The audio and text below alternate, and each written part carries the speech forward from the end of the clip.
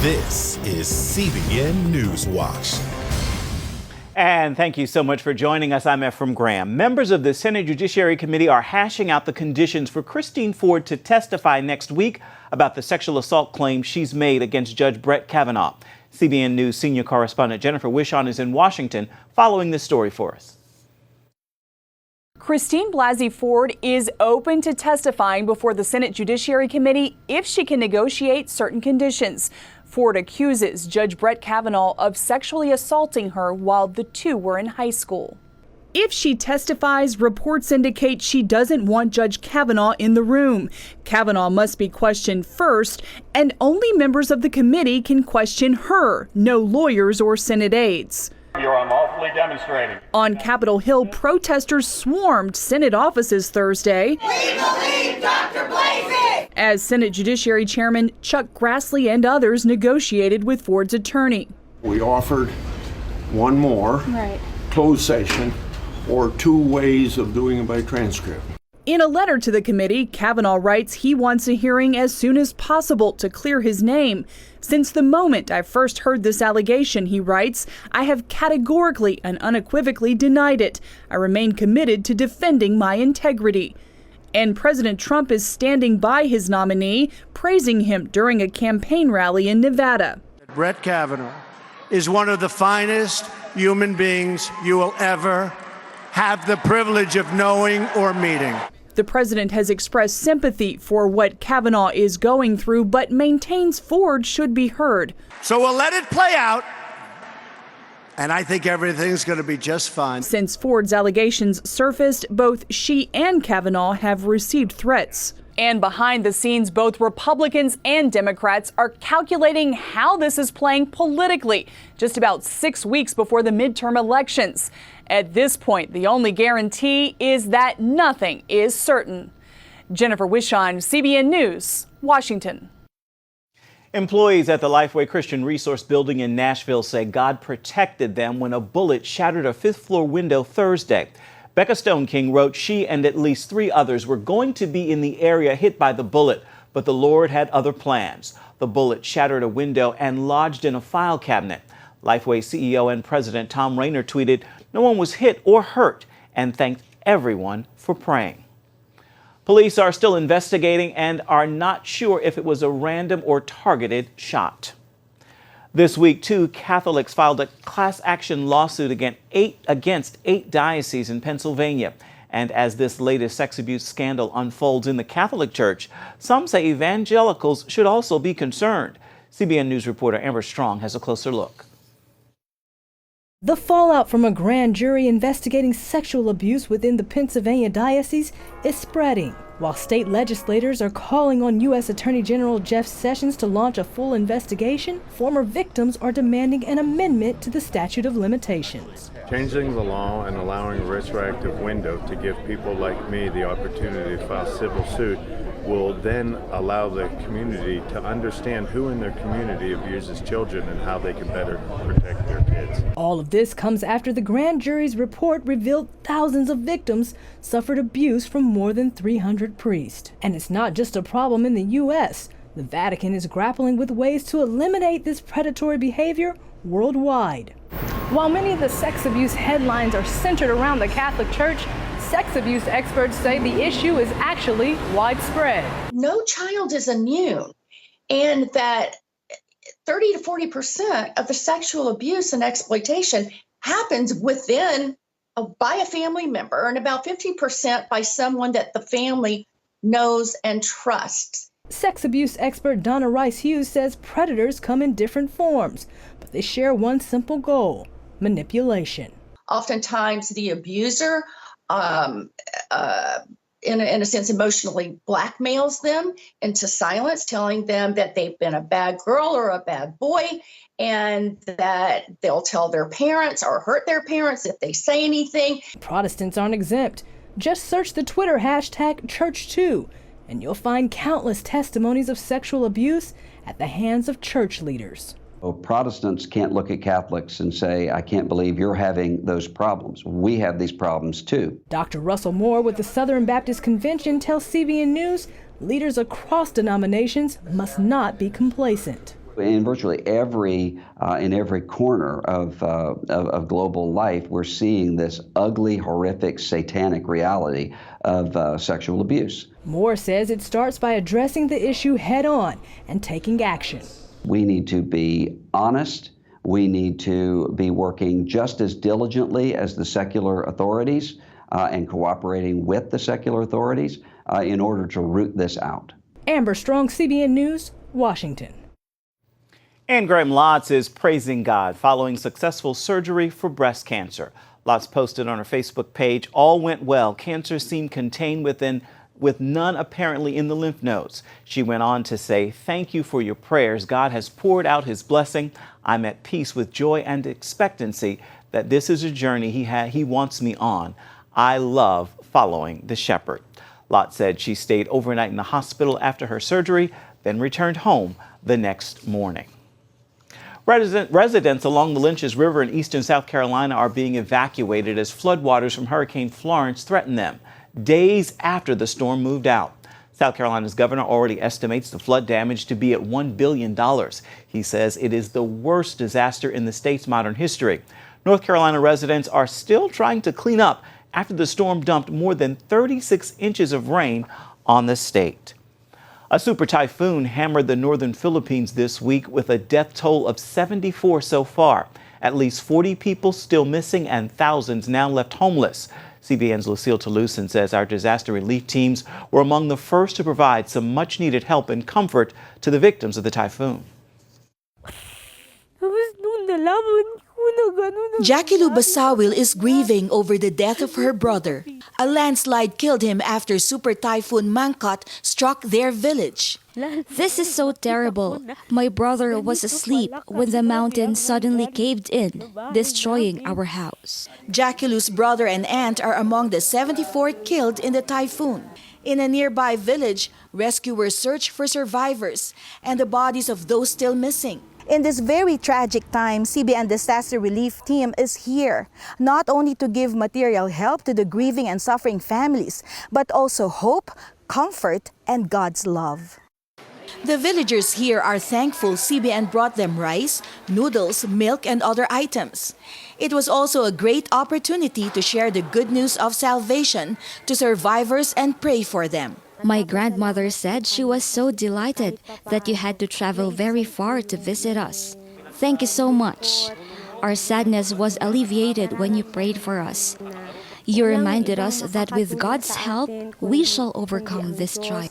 Lucille Toulousan, CBN News, Benguet, Philippines.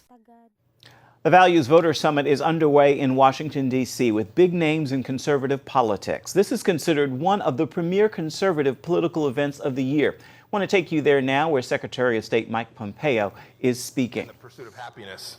Whenever I say that, I'm always reminded when I taught fifth grade Sunday school with my wife, Susan, we were teaching them about faith, but we were talking about religious freedom in America and how we were so blessed to be able to go to that church and worship. And I talked to them and I read that phrase to them, and one of the little fifth grade boys raised his hand and said, "I especially like that pursuit of happiness part." You know, these ideas come from our unwavering belief in the inalienable rights. It's what makes America so exceptional, so free, so prosperous, the greatest nation in the history of the world. Our calling as Americans is to preserve that, to protect. Dr. Ben Carson and others are also on the schedule. Vice President Mike Pence will speak over the weekend, and CBN News will continue coverage of the summit throughout the weekend on our news channel, website, and on social media. Coming up, did you know it's possible for your children to be smoking cigarettes and marijuana at the same time and with a device you may never suspect? We've got the story when we come back.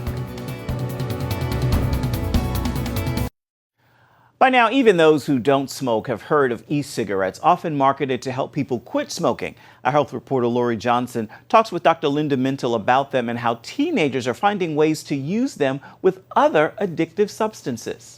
Vaping is becoming more and more popular, not just for those who smoke cigarettes, but for marijuana users. And the latest research shows it's even becoming more popular with teens. Therapist Linda Mintle joins me now to discuss this latest way teens are smoking pot.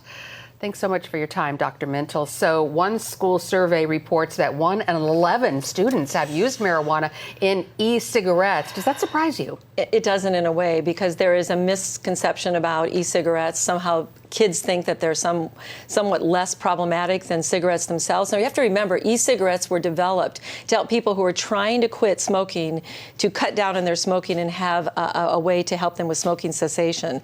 What's happened because of the liquids that are in these e-cigarettes and these vaping devices, they're sweet, they're strawberry, they're melon, they're things that kids like candy, and they think somehow this is harmless. And then you put it in the context, Lori, of the whole culture where we think marijuana these days is no big deal. Although I want to remind people it's a Schedule I drug, which means that it is controlled, but it is illegal still in the federal government to be having marijuana unless you're in a state where it is okay in terms of the state. But on a federal level, it's still illegal because it's a Schedule I drug. So we've got a lot of problems with this. We don't have regulations. We can't dose it. We don't know what kids are getting. We don't have tests when kids go out and they're smoking and they get in a car. You know, so there's just this is like a big can of worms that has now been opened. So vaping, is it safer from an overall smoking standpoint, whether it's cigarettes or marijuana? Vaping still has nicotine in it. It still has carcinogens and other kind of chemicals. When you're talking about putting marijuana in a vape, then you've got the THC, which causes the euphoria. So you've got people basically using drugs in a form where they don't know that they're using drugs. So people don't really have that same awareness, although with marijuana they are getting high as they smoke and they vape. So it isn't a harmless thing. It is supposed to be a stopgap that was supposed to help people get off of nicotine. But when you start people on nicotine like this, there's a real good chance that they could get addicted as well. Well, let's talk about marijuana just overall as far as its danger. A lot of people say it's actually a lot less dangerous than alcohol. Yeah, and I don't know where that comes from, because substances in general create problems for the brain. And so you've got the teenage brain that we're talking about, which is still developing. And once you start the teenage brain on any kind of substance that has an addictive potential, it literally changes the brain and makes that person more susceptible to addiction in the future. So this whole idea of doing these things as a rite of passage, what we're doing is creating a whole generation of kids that are going to have those characteristics in their brain for addiction, be a little bit more vulnerable to addiction in the future. And it changes the brain in ways that kids don't want. It's a problem for memory. So think about kids who are vaping before they go to school. With marijuana, they're going to have memory problems. They're going to be low motivated. And really, what are we doing? We're escaping from the reality of the moment. And I don't know where that can be a good thing for anybody, whether it's alcohol or vaping. Right. In other words, instead of comparing marijuana to alcohol, which one is better? What about all neither? Substances? Yeah. Hello. All substances in have the potential for addiction and change the brain when they're being used. So what's your advice to parents? I think a lot of parents don't realize that their kids are doing this. Right. And you have to really look at what's going on. There's even a way you can vape with a little USB port. It's called juuling, and it looks like a little USB in the computer, and kids can do it at school, and the teachers don't even know that it's going on. So kids they're going much more underground with how they do this with devices. There are pens that look like, the vaping pens look like just a regular pen. So parents need to be looking at the devices that their kids have and really stay on top of this, looking for the liquids, looking for the packs, and questioning their teen and looking at their equipment that they're taking to school, because they may have some of this in their backpack. Great information. Dr. Linda Mintle, thanks so much for joining us. Sure. Still ahead, a year after Maria basically destroys Puerto Rico, residents are still in need of some basic life essentials like clean water.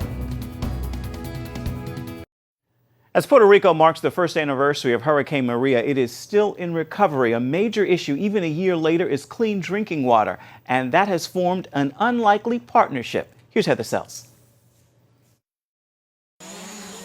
Last September, Hurricane Maria's 150-mile-an-hour winds led to widespread flooding, knocked out power, and left millions of Puerto Ricans without clean drinking water. You saw a devastation that was like a war zone. Union leader Randy Weingarten of the American Federation of Teachers visited just 3 weeks after Maria, not knowing how involved she might become or who might work with her to help ease the suffering. Bottled water was selling for up to $50 a case in the local stores for months after the storm. Like Weingarten, Bill Horan also witnessed the storm's devastating effects. Horan worked for Operation Blessing, founded by CBN's Pat Robertson. In many ways, the two organizations are polar opposites. Weingarten champions liberal causes and counts Hillary Clinton as a longtime friend. Operation Blessing is an evangelical humanitarian organization with a number of conservative friends and donors. One thing, however, brought Horan and Weingarten together: concern for Puerto Rico and a friendship with San Juan's mayor, Carmen Yulín Cruz. It was literally like a blessing because we met with the mayor literally several hours before I left on Sunday. Randy said, what can we do in the U.S. to help you open those schools? The mayor said, we can open without electricity, we can open without fans and without lights, but we cannot open without safe water. And she said, and this guy, and she pointed to Bill Horan from Operation Blessing, and she said, and this guy can show you the things that would work here. Within a week, the AFT and Operation Blessing started Operation Agua. The plan: deliver 100,000 water filters to as many people and schools as possible. Weingarten remembers a frank conversation with Horan before the official launch. And I said to him, you know who I am, and I know who you are, and when we hear on Twitter or Facebook or, other snarky comments about how dare you work with each other given the ideological differences, I said to him, Bill, I'm in. What say you? And Bill said, I'm in. Since Hurricane Maria, Operation Blessing has been distributing water filters in community centers like this one all across Puerto Rico. The AFT has raised almost $2 million to ship close to 80,000 Kohler water filters. Each public school has been able to open, and Operation Agua wants more. It plans to meet its goal of 100,000 filters by October. Here's why it matters. Contaminated drinking water is a long-time problem here. Before the storm, bad management, combined with geography issues, led to a water supply in frequent violation of federal standards. After Maria, power outages virtually prevented water treatment, making it easy for Puerto Ricans to get sick from drinking their own water. If they don't have access to drinking water, safe sources of water, they will get infected with bacteria, which was the case here and in many other communities. Thanks to Operation Agua's filters, close to 400,000 people now have clean water in their homes or schools. And by bringing together Operation Blessing and the AFT, there's proof that people can put aside differences for the sake of a greater good.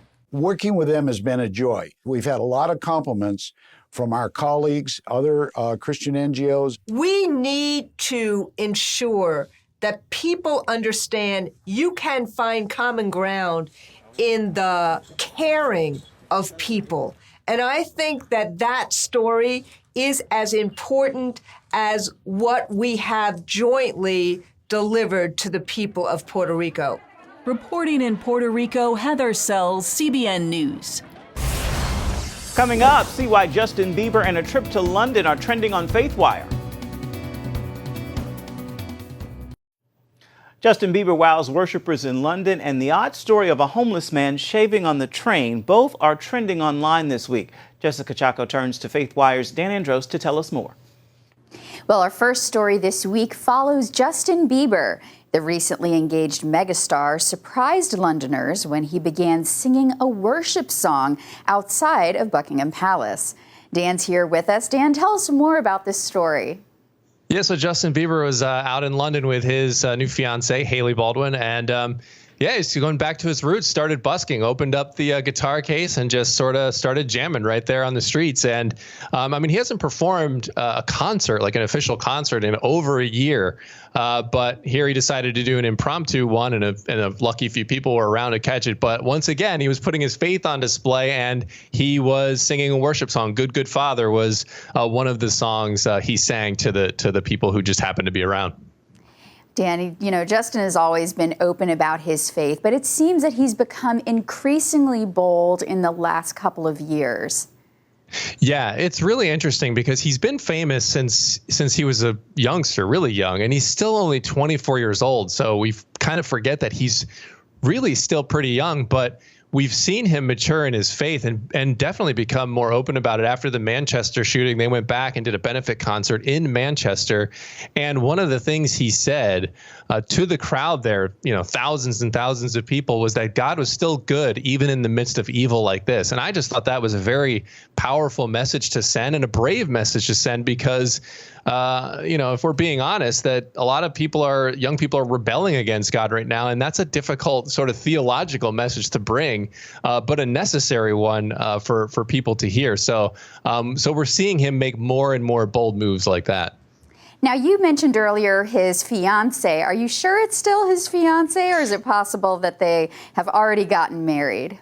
Well, that rumor started because Alec Baldwin, who obviously is now, I guess, the uncle. So he actually mentioned and said, well, they went off and got married. And so everyone's like, wait a minute, they went off and got married.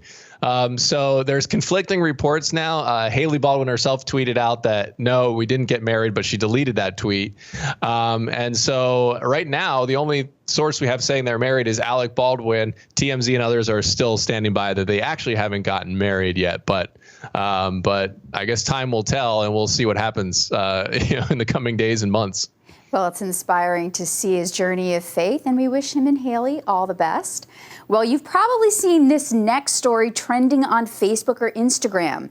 It's a video of a homeless man shaving on a train.